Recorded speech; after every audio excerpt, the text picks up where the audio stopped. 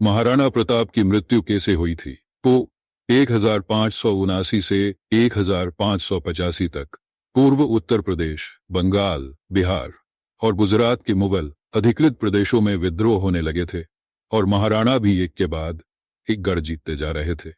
अतः परिणाम स्वरूप अकबर उस विद्रोह को दबाने में उलझा रहा और मेवाड़ पर से मुगलों का दबाव। इस बात का लाभ उठाकर महाराणा ने 1585 में मेवाड़ मुक्ति प्रयत्नों को और भी तेज कर लिया। महाराणा की सेना ने मुगल चौकियों पर आक्रमण शुरू कर दिए और तुरंत ही उदयपुर समेत 36 महत्वपूर्ण स्थान पर फिर से महाराणा का अधिकार स्थापित हो गया। महाराणा प्रताप ने जिस समय सिंहासन ग्रहण किया उस समय जितने मेवाड़ की भूमि पर उनका अधिकार था, पूर्ण रूप से उतने ही भूमि भाग पर अब उनकी सत्ता फिर से स्थापित हो गई थी। 12 वर्ष के संघर्ष के बाद भी अकबर उसमें कोई परिवर्तन न कर सका और इस तरह महाराणा प्रताप समय की लंबी अवधि के संघर्ष के बाद मेवाड़ को मुक्त करने में सफल रहे और ये समय मेवाड़ के लिए एक स्वर्ण युग साबित हुआ। मेवाड़ पर लगा हुआ अकबर ग्रहण का अंत 1585 ईस्वी में हुआ।